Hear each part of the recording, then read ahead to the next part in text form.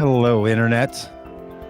It's Friday, June 4th, and Paul Wallace and I are here to talk a little bit of science, and today we're going to chat about scientific origin stories. How do you understand the past, our origins, where we came from, and how does that form common good future? And science helps us to do that. It's one of the big projects. So glad to have you aboard. I'm in Minneapolis, sitting down today. We'd love to know in the chat where you find yourself today, and if you're on the space station and using the space station internet to watch this podcast, we'd really love to hear from you. Please Yeah, we would. That'd be awesome. Paul, as an astrophysicist, you're aware of what they're doing up there in the space station, and they have the internet. Like they can watch YouTube videos somehow, which means they could probably watch this live. So maybe to all of them in the space station or wherever people find themselves, we're glad to have you join us in our weekly conversation here on Fridays in Science and Economics, and our daily podcast of Finding Ways for the Common Good. Paul is an astrophysicist, a pastor, a professor, and a man with a fancy new haircut. So nice to see you today, Paul. Thanks a lot. Good to be here. Hey, who's that over your? Who's that in the picture over your shoulder there? That's Phyllis Stickler. That's Phyllis. A picture of Phyllis Stickler. It sure is. I never met her. I came like that close. I could have met her, but I didn't. Really? And you're a big fan? Yeah. I'm a big fan. I like the way she thinks about religion. I like the way she thinks about the future, and not getting stuck in the past. I like the. She has a very optimistic, very creative outlook on life. Yeah, and she has joined her ancestors, as they say. She has moved on. Hey, so if you don't know who Phyllis Stickler is, and you're wondering why Paul might have a picture of her, go ahead and Google that, Phyllis Stickler. And one of the great lines I ever heard from Phyllis Stickler, she was a writer, and she was a spiritual director or spiritual leader, like writer in that area in spiritual formation stuff. And she wrote for a big industry press, what am I trying to say, journal, and would review books and all of that. And so very gracious woman. And one of the funniest things I heard Phyllis Tickle say was that her husband was a doctor, Sam Tickle. And she said, unlike his name may have allowed him, he was not a gynecologist. He was a heart doctor. Phyllis was always just a little on the edge of crass. It was just really she was, and even when she was 70, yeah. And one of the quote that endeared me to her was when she said, "If you want to be a minister in the 21st century, study physics." Yes, that's what she said. Why do you think? Okay. Why do you think Phyllis said that, and why did that really capture you? What do you think is in that world of physics?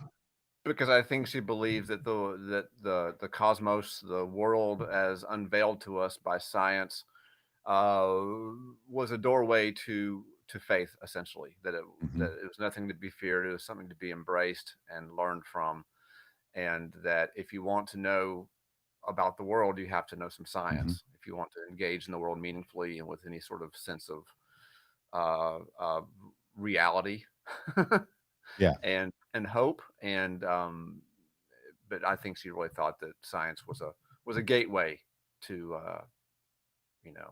faith, and not a stumbling block or a problem. It wasn't a problem to be solved. Yeah, or a nuisance to be ignored, which I think is the way a lot of people unfortunately think about sciences. Around here on this podcast, if we were to do an analysis of what we talk about and the conversations we have through the science lens, many of the days we talk through the lens of the social sciences, philosophy, religion, social construct, politics and race and economics and all these things. And that's sort of one part of the sciences, and then there's the other parts of the sciences that are physics, that you're an expert in, biology, chemistry, these others. And today, part of what drove this conversation about origin stories was that I ran across this really fabulous article that captured my imagination about the development of the planet long before humans were on it. We're talking 50 million years ago, which still bends my mind a little bit, when you look at the different epochs of time. But there was this article in the Guardian that was like, so 50 million years ago, we know what happened in California because they just discovered this new fossil trove. It's essentially in an area that was set aside for water management, meaning that no one could develop on it. So for I don't know 100 years, as long as they've been developing part of California, out near Chico, California, they've kept this area pristine. So people just weren't out there. And a ranger who was also sort of a amateur a biologist was doing his rounds, driving around in his Jeep out there and saw something sticking up out of the ground, thought, well, that's a little peculiar, goes over and looks at it, ends up calling the people from Chico State and said, I think we're onto something out here. And next It was thing a you know, petrified tree is what it was. yeah, a Yeah. petrified tree. Now, wouldn't a petrified tree just look like a rock to people like Apparently, us? to most people it would, yeah, I guess, but I mean, the thing is you train yourself to he's sort of amateur naturalist, like you said, and you get to know the world around you a little bit, and all of a sudden things that don't fit in sort of pop out. Yeah. So he sees this tree, they start digging, and next thing you know, it's one of the largest fossil finds, and it remakes the understanding of what was going on in California at that time with the Yeah, animals.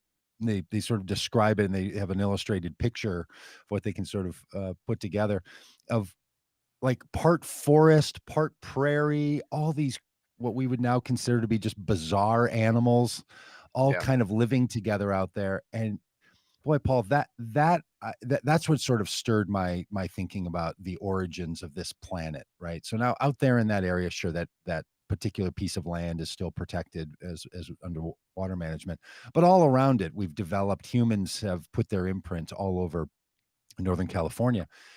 Um, but we're kind of living on the very land that had a whole history before us. Like, I but don't know, it like we don't think about elongates. it.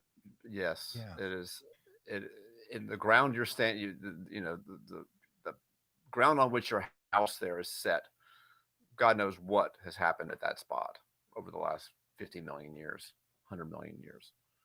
Now, it might Yeah, have it been is. for you there in the upper Midwest. That might have been you might have been under a glacier, that long ago. Um, Well, that's something I had to go back and do is to sort of remind myself, since the last time, I don't know, 30 or 40 years ago when I probably looked at the development of the yeah, ages, and when the ice age was and when what glacier have slid through this part of the continent and flattened all the mountains and made all the prairies yeah, and all of that. That's just a fascinating idea that it's not billions of years ago out in the cosmos, mm, which mm, no swack at that. That's impressive too, right? When this all came into being out of an explosion. But that the very ground we're walking yeah, on is full of this very rich history in what long before all the struggles of the human interactions that have happened long with, before, yeah. you And know. in fact, yeah, the land you're sitting on might have been actually been seafloor 70 million years ago. I think it Oh, was. Isn't that cool? really?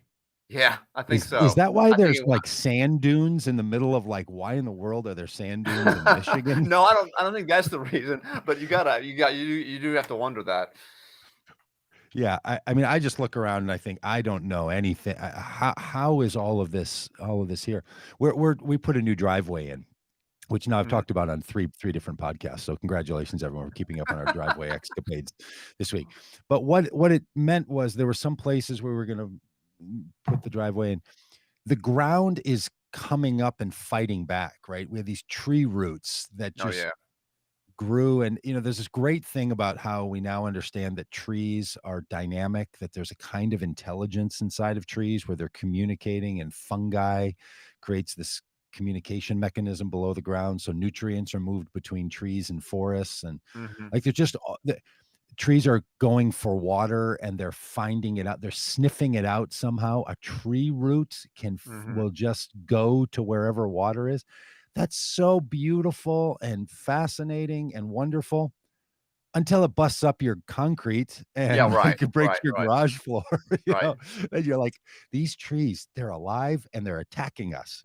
And it You won't got to take do so. long for 'em to win. I mean, I saw this there's this, I don't know if the site is still up. There's this old site called deadmalls.com, and basically these two dudes drive around the country visiting dead malls, and they found this one. It was near Chicago, and it had been abandoned for 30 years. It had not Wow. been torn down for 30 years, and there were trees growing up in the middle of the mall, like inside. There were trees pushing up through the floor of the mall, Isn't reaching up that to the amazing? skylights. Yeah, yeah, Like that life has been just percolating and exploding on this planet constantly, for millions of years. we have just recently shown up, so recently. Yeah, I heard some statistic a Well, while back. I think it was about the whole cosmos, and it was like, if the cosmos was a 12-hour clock, um, humans came in the last, I don't know, 15 seconds or something yeah, of actually, the it's worse god than year. that. If Oh, the cosmos were a whole calendar year, all of human history is in like the last 12 seconds. the If cosmos in a cosmic history, year. yeah, if cosmos was a year, then human history, recorded human history, shows up in the last like 12 to 14 seconds. Wow. And that's like S 10,000 years. That's like, the earliest, stone art and stuff like that was like 10,000 Yeah. years. 10,000 Yeah, years that ago. well, yeah, and that's part of the, this origin stories that we talk about, and I think this is why religion in the last 150 years, why religion and science have had, a bit of a riff, if people have experienced a riff, because many people feel that they're competing origin stories, Yeah. right? Right. There's just something in them that is, we are created by God, and God's blessing and breath is in humanity, and that sets us apart. And so much social order and social construct, and so many of the the passionate calls that we make to one another to live well with each other is rooted in that kind of an origin Hmm. story, Hmm. um, which is very powerful. And I will continue to purvey a story similar to that, as Sure. we go. Sure. But that can feel like it's really opposite to, hey, millions of years, there were, four-tusked elephants that were small enough to walk Yeah. through your door of your house, Yeah. these little crazy things, and camels with And there's long like necks and there's like 500-pound dogs. yeah, right. Uh, um, and, you know, and then you come along a little bit later, and you're from this line of human hominid development that's come about in the last 70 to 100,000 years, and really sort of hit your peak about 10,000 years ago, maybe 5,000 years ago. So Yeah. welcome, but you're just part of the evolutionary Yeah. development of life on this planet. That can feel to a lot of people like a competing narrative that we don't know how to dig deep into, in order to call us to love of one Right. another, and to social Right. connection, and to all these things. So I don't know. I feel like that's where some of the competition comes from, and doesn't need to. I don't think there needs to be that competition, but I see it. I see it happening. Do Yeah. you have Yeah. a similar? Yeah. I think it's a fair thing. I think it's a totally fair question. I think that there is some friction there. It may be creative friction in the end, and not Mm, just you know loss of you know energy, whatever. But you talk about origins, and the one thing I want to put in on any conversation about origins is this. You know, every Christmas, I hear from non-religious people things like and for some religious people, that Christianity is just like warmed up paganism, basically. That it's mm, just paganism, warmed over, put back in the microwave, and heated up. Um, because so many, like Christmas, for example, has partially has its roots in pagan ritual. Uh, and that's exactly true. But I don't think it's too. The point I want to make is this: is that understanding the origins of the thing does not explain the thing away. It's like mm. a flower comes from the dirt, and think about it. Think about it. Where's the flower come from? You got to have a little seed, right? But all the stuff in the flower, Yeah. it came from dirt. But it's not dirt, is it? I mean, it came from the dirt, but it's not itself dirt. So the flower is a new thing. Mm, and is mm, not equal to where it came from. And I think the same nice. thing is true for human beings. Yes, we came from the dirt. You and I came from the earth, uh, but we're not the same as the earth. We came Mhm. from, a sort of an unconscious state, some animal state millions of years ago. But that doesn't mean that we're equal to that. A new thing That's yeah, that's what life is then, right? Life is the making of something. What would you call it? right. Is making of a new state, Yeah, yeah, it's new creating state of of being. it's a new thing, you know? I mean, it's a yeah, in some sense, our bodies are just the same old elements, carbon, nitrogen, oxygen, hydrogen, arranged in a certain complicated way, right?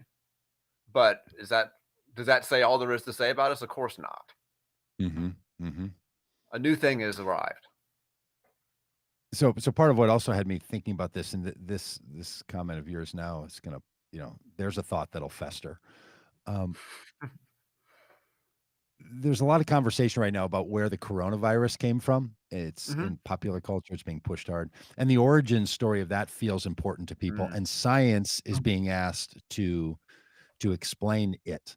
And that moment that you're describing where like, well, how important is the origin story in relationship to how important is the reality, right? So mhm. if someone Yeah, is handed flowers from someone as an act of love and kindness, and they look upon those flowers and say, "Big pile of dirt." I mean, yeah, essentially, that's really what it is, right? yeah, right. uh, I mean that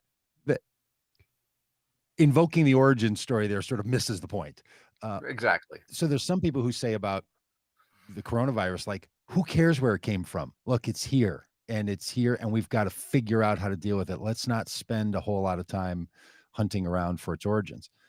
But there's something also sort of in us, I think, where we really do want to put the pieces together and Uh-huh. how something came about. Listen, speaking to you now, Mitch McConnell, who I know listens to this podcast and never comments. I'm sure he does that.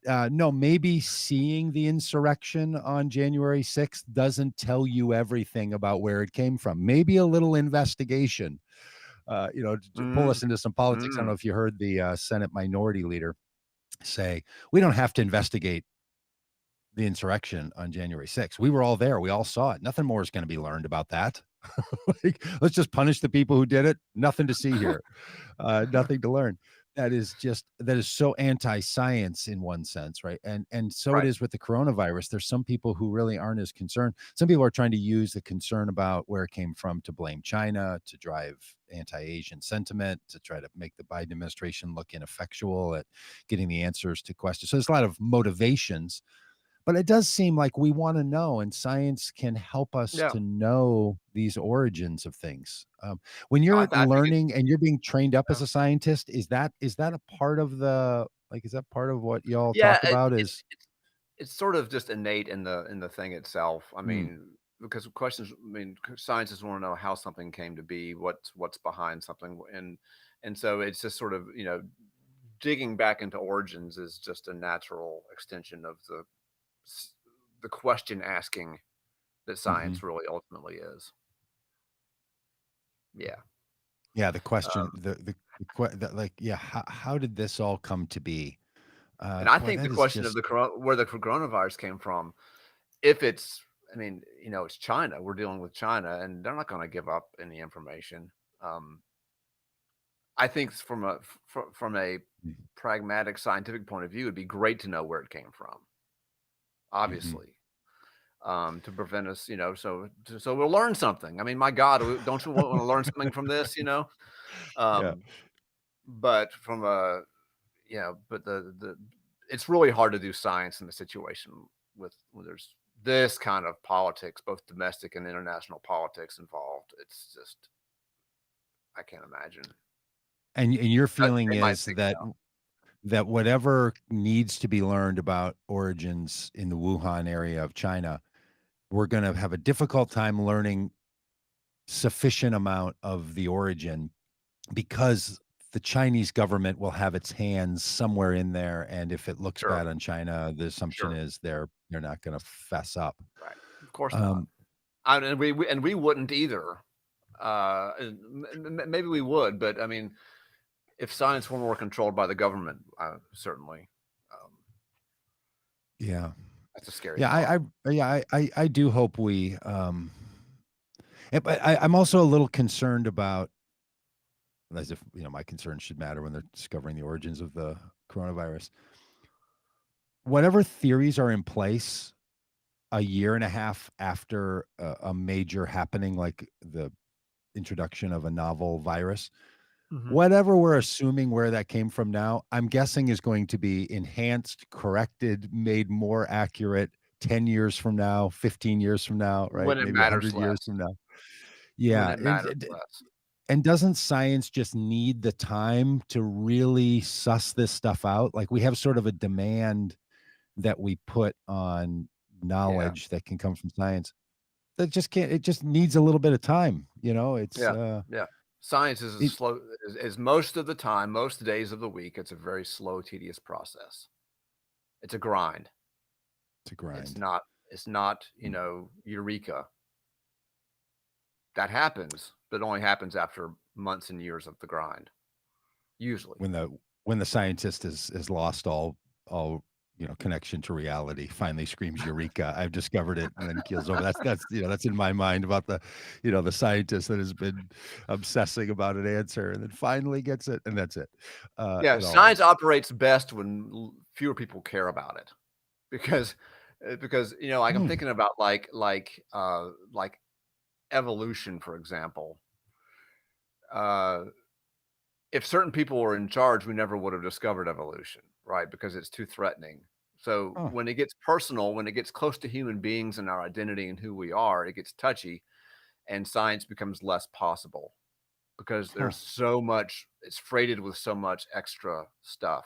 And the same is true politically. When there's political stuff at stake around science, then science has a harder time operating in a neutral kind of, as neutral as science can be, and which is one of its strengths.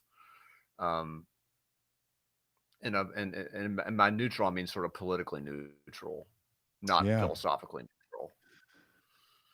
Yeah, and It gets also it gets within, messy. It gets messy when politics and human identity get wrapped up in it. yeah, and also within science, right?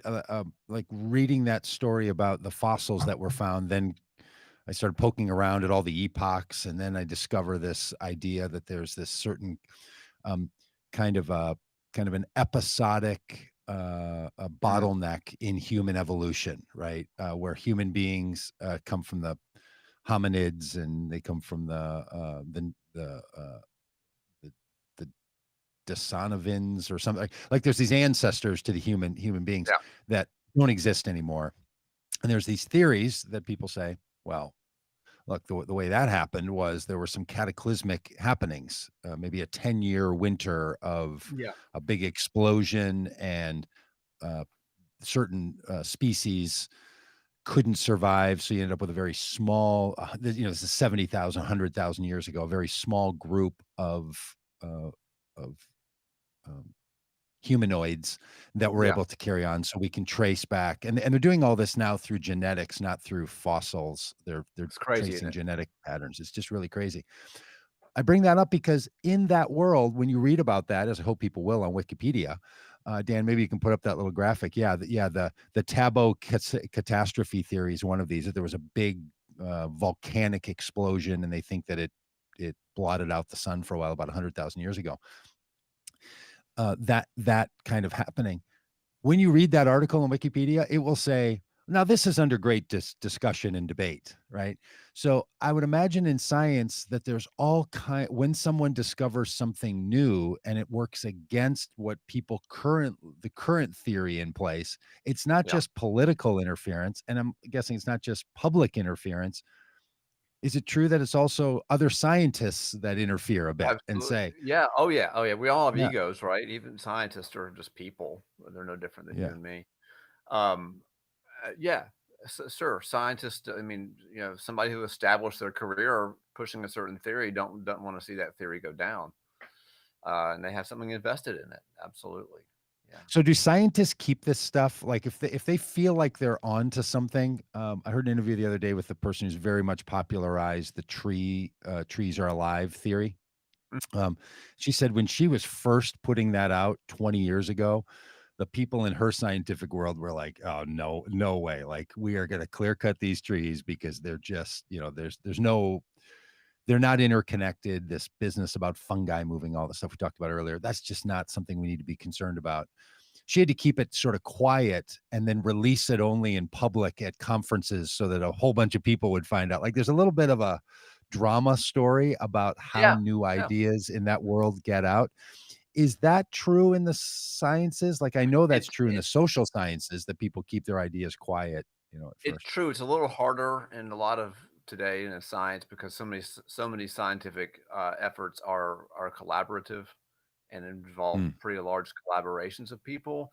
That being said, it can I'm thinking of situations where what was it like 15 years ago, 10, 15 years ago, Mars thought they had found evidence of microbial life on Mars, and they kept it mhm. quiet for like a few months, and then they had this big press conference. Yeah. Turns out the data, is questionable, but I think, yeah, it does happen. It does happen because for all kinds of reasons, personal and otherwise. Mm. Yeah. Yeah, Michael Garrett says here, and I know Dan just put this quote up for those in the podcast. He says Darwin sat on his own findings for decades because their implications, only published them when the imminent threat that someone else was going to publish ideas based on his work. That's so intriguing to me. Just how how the things we know or don't know are released into the world, right? It happened. The same thing happened twice in astronomy history. Copernicus basically had his theory worked out 30 years before he published it. He didn't Yeah, publish his sun-centered theory until he was literally on his deathbed. really. Yeah, because he was afraid of being laughed at. Yeah, Uh, and same with Newton. Newton didn't really care to publish anything. He was so thin-skinned, it's the slightest criticism would just set him into a tailspin. So he didn't wanna publish stuff, but once he started getting competitive with this other guy named Robert Hooke, then he's like, "Okay, I wanna publish it because this is mine, it's not yours." And then from that comes a whole category that we refer to as Newtonian physics, right? Like, That's right. good First good thing you thing learn you first you thing you know, learn. good thing you put your name on that one because I don't even know the name of Yeah. that other guy, but Newtonian physics sounds great in English. So that's a that that Yep. that that was a Yep. win to get people So involved. it's common. There's this It happens. Yeah. yeah, there's this phrase that I would hear a lot in the social sciences world, and I'm guessing now it's true in the other sciences as well, that when someone has something novel to suggest, for me, a lot of that was in the religious areas of thinking and how to be in the world. There's this saying that first they ignore you, they being sort of I don't know culture or whomever your opponents to your idea are. First they ignore you, then they laugh at you, then they fear you, then they accept you. And Yeah.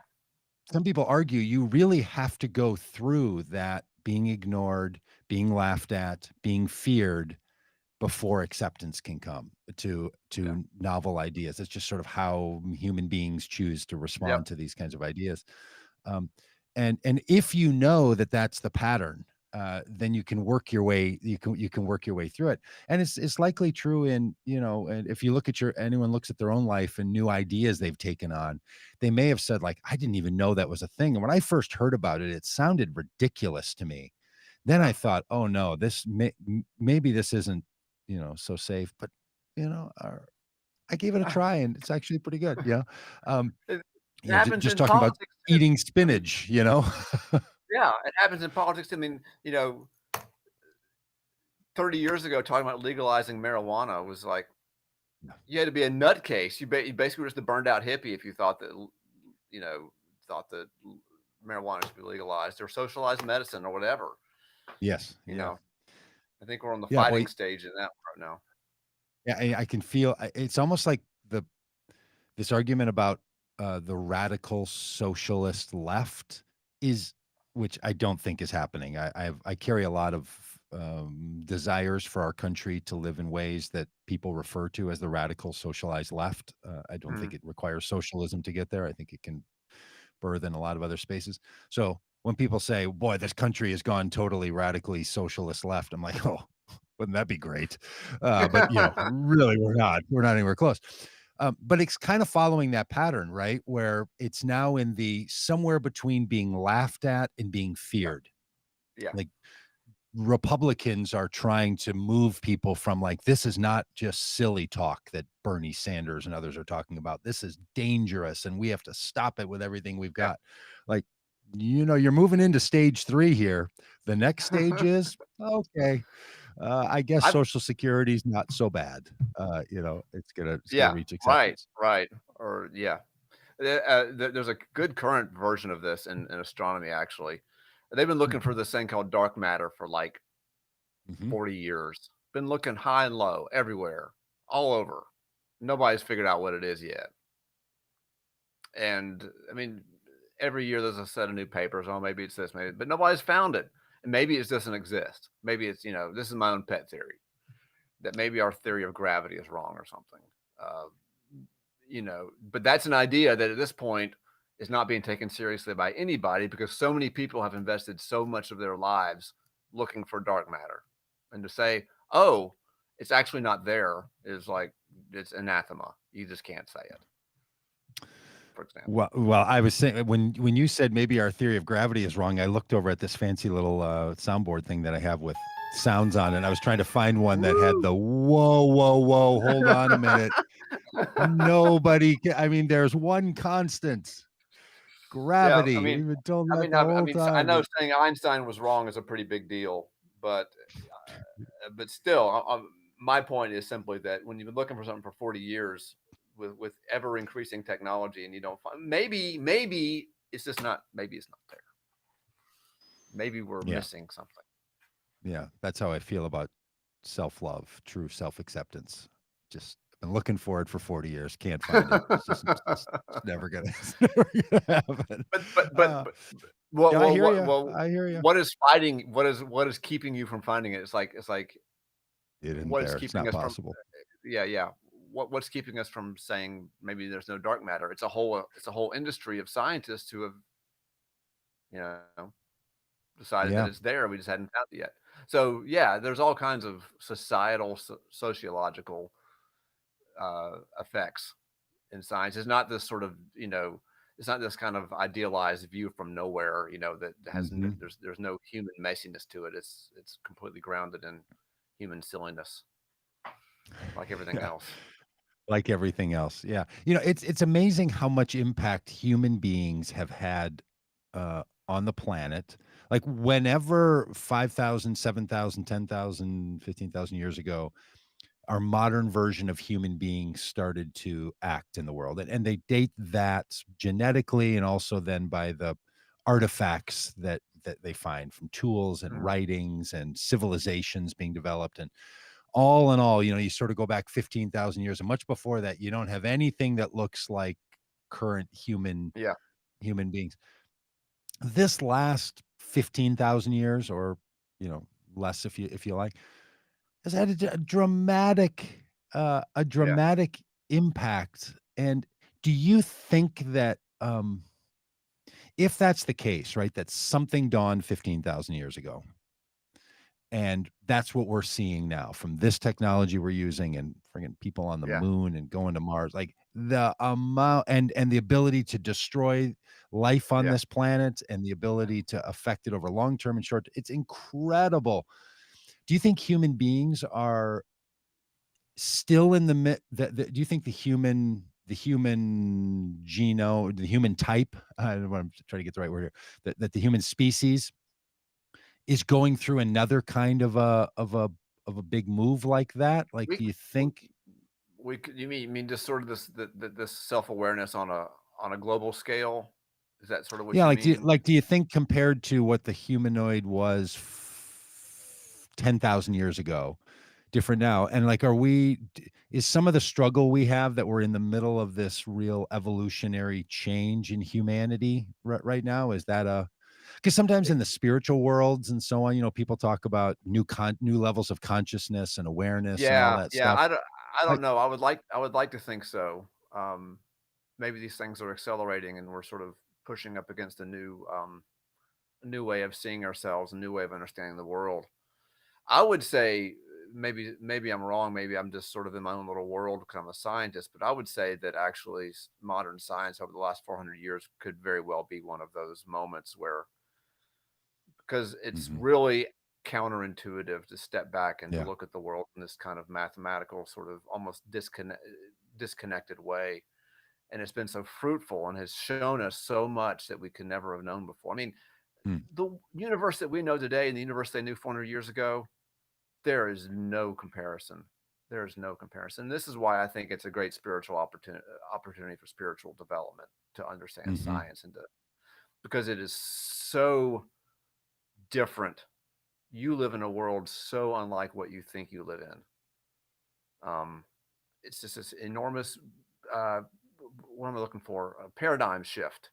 Yeah. And I think that that's kind of what we've gone through in the last 400 years. And maybe we're just still on the tail end of that, or maybe it's still the beginning of it. I don't know. But I do feel like science affords is one of those opportunities, one of those situations where um, Yeah. it's kind of a convulsive effect over the centuries in just our, Yeah, and that's one of the things that maybe getting an evolutionary biologist on, because it's lingered in my head since ninth grade.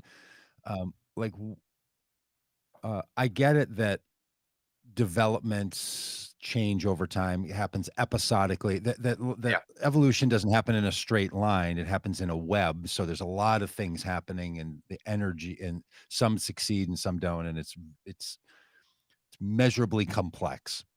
yeah, Um, but it's also a little curious that, like, there aren't certain adaptations that some people have that other people don't have, like, that there's not a sort of a of an apparent line of evolutionary development happening within the human species, right?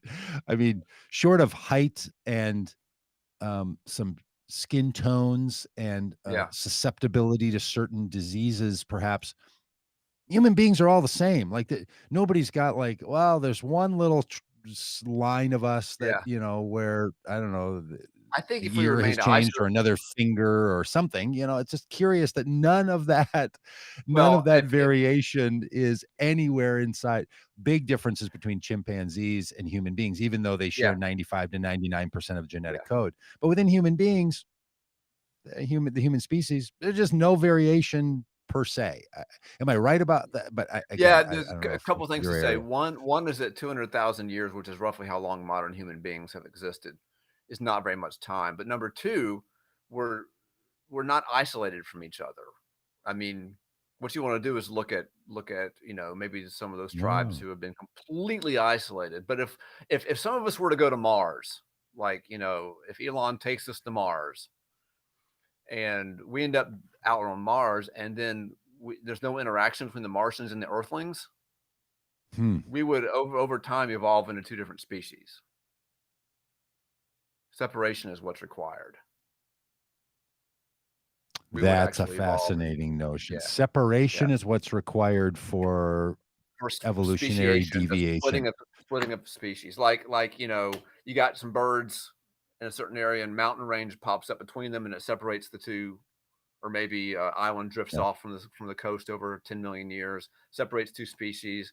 That's why all the really goofy endemic species like on Madagascar and Australia, Yeah. you only find them there, right? Because they were split off from another group and they evolved in their own direction. They were separated.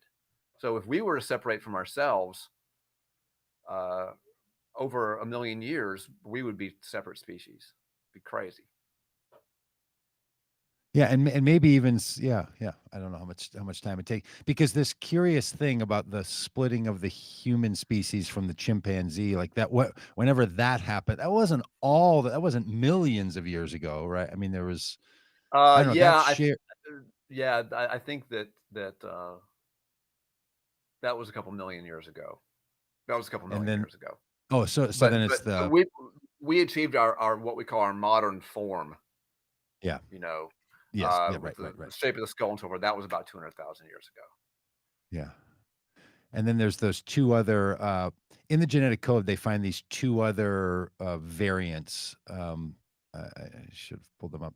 The Devonists, the Devonsons, you know what I'm talking about? And then the Neanderthals, right, that we have in Mhm. our genetic code. Like, when I got my 23andMe numbers back, Yeah, yeah, yeah. I was far less Neanderthal than my wife's genetic code, so her genetics is more Neanderthal, um, which I probably bring up to her more often than I should Yeah, because I'm I gonna don't say, really know the implications. It there's just some feels like the jokes just she's write themselves, don't they? Yeah. 2% and I'm like 0.01%, so I don't know, and I actually have the larger forehead, so that's confusing. Um, but there's something in these lines, that go back to these species that no longer exist, Right, and right. they've gone away, somehow were extinct, became extinct, We and might have killed them off, yeah. killed them off or bred them out or something. And there's some new theory on this that I heard from a friend of mine who does some work on depression, that some susceptibilities to depression are connected to the amount of Neanderthal uh, in a person's genetic code. Um, and I can't remember Wow. if it's more or less, but Right, they're right. starting to wonder if they can anticipate some things that are conditions that are connected to that variant. And then there's that the other name of a group that I can't remember Yeah, I the can't name of. recall it either. I know what you're talking Yeah. about, though. Because it's like one they don't really, it's sort of like this space holder. Like, we know there's Neanderthal, and then there's this other genetic data that we carry, Yeah. and not sure where that came from, so it's given a particular name and category. But like, even that the origins of us are never clean. It's never, which again is where the biblical narrative can feel really satisfying, where it's like there wasn't something and then Yeah, there was something, yeah, on day 6. yeah, yeah. Now there is, And and especially that's that. the second creation story is actually really interesting. It's much more like actual evolution because, like, God seems to, like, make mistakes and stuff, and he goes back and tries to fix stuff, Mhm. and trial and error kinda thing, and we're kinda just made from the mud, you know? It's just Yes. very, very messy, very, earthy story, very different from the first one, but Yeah, it's fir more in first one line with.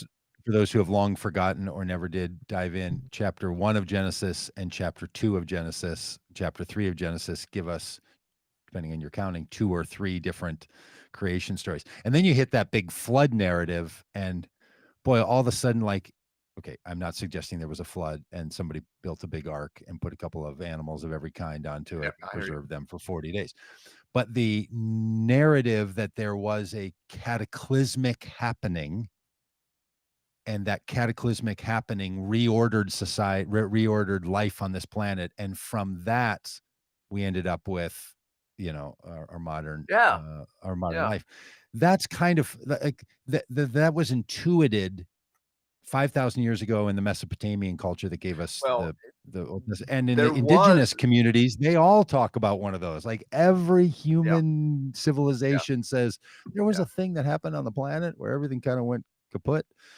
That's also really, really fascinating to me, as these sequential origin stories. Like, when did it really Yep. start? Well, here, but kind of there, and kind of there, and kind of there. Every culture has theirs, you know, and it turns out that there was probably, there's evidence for a major flood in the Mediterranean basin about 5,000 years ago, a major one. Hmm. Hmm. And that could be, where that could be the origins of that particular flood narrative. It's just being the story is told and then retold and retold and retold. You know, Yeah. so yeah, so Yeah. there probably was. It's probably, the very kernel of it might actually be historical. That there was a flood, not global. There wasn't a Yes. boat Yeah. with all the animals on it, but the idea of there having been a flood in which many, many, many, many people were killed is probably true. Yeah, and then a small remnant was Hmm. preserved, Hmm. and from that, which is what you see in this catastrophic, theory of evolution, to explain why you have sort of expanding numbers, then shrinking numbers, expanding Yeah. numbers, shrinking numbers. And I guess seeing a pandemic like the one that we see now, and others that we have prevented with all kinds of scientific innovations, right from the measles to many of the other Yeah. viruses that have gone around, including this pandemic. Without the advances that we've seen in the last 100 years, you could see how a lot of the planet could get wiped out, right? Yeah. Like Yeah. it is not with it. Now, I'm not saying that, 2 million people out of 7 billion people dying in this pandemic has been the kind of thing that could have wiped it out, but it just indicates that Yeah. something more disastrous into a more fragile and less robust. And just think about the Black Plague in Europe and wiped out what, one third to one half of all the people. Yeah, That wasn't that long isn't that ago. crazy? Isn't that just, I It mean, it's was, yeah. just bizarre. So our origin stories, they sort of drive us, and I think um, I just felt like it was a good thing to talk about at a time like this. Yeah, I think so. Yeah. Hey, great comments today. Thanks to all of you Neanderthals and less Neanderthal people following along with us. Oh, and by the way, I listened to some podcast. Don't remember why or how, but apparently people who study early civilizations now say there were never cavemen. Like whatever the No, no, I humanoid don't believe it. development was, Captain Caveman and living in caves. Nope. Like I they was would run thinking into about that old caves. show. Remember the Land of the Lost? Remember that? Yes. Oh, do I remember it? When everyone It went pretty back in much time and they frames lived my lived in yeah. a cave. Oh, they And I lived had in a those little cave. plastic dinosaur sets with cavemen in them, which was Yes. completely not scientifically correct, but it sure made the drama better when I was playing Oh, with them. the There had to have been Sleestaks and cavemen. Chaka The and sleeve that stacks, big yeah. cart carrying those giant strawberries. Oh, it still is what I can't chase it from my mind. Um, Mm. right now, I mean, the theme song is now coming back Yeah, I'm gonna have to go into watch my the opening consciousness. Um, thing. I gotta go watch it on YouTube now that I yeah, got there it was an like this. earthquake and somehow they fell back in time, and D just down that big waterfall. what a great imagination that sort of So put no us no on. cavemen. And by the way, in No. Land of the Lost, for those who haven't yet done it, th there were Sleestak that were like space agey things. So, like, that show was trying to argue, "Oh, humans, they're just part of a whole intergalactic life force, and the way we I don't remember developed that part. here was that you remember the Sleestaks and Oh, and yeah. they had Oh, yeah. they went into the room and they had the crystal that you put in and Yeah, and you could all of travel. that. Yeah, you could travel. So see, that it was trying to suggest the outer space invasion to the I got Earth's that. I got that. human Which yeah. life, which I still think would be should be more than just a science fiction book narrative. I wonder if anyone's chasing that stuff down. That's how Oh, yeah, that's an the old pyramids theory were that we created. Yeah. yeah, that we came from out there. Yeah, so we're just going home when we go back to Mars. Um, Yeah. Yeah. Maybe we should tell Elon to spin it that way. It's a keep looking homecoming. around. Yeah, yeah, it's a return. It's a return to home. Hey, that's Paul Wallace. He's an astrophysicist. If anyone's going to get us to Mars, it's people like Paul. And thank you, producer Dan, for taking good care of us today, and to all of you who are part of this podcast. We will talk to you again on Monday, and we'll be back. We'll be back then, and have a common good weekend, all. Thanks, Paul.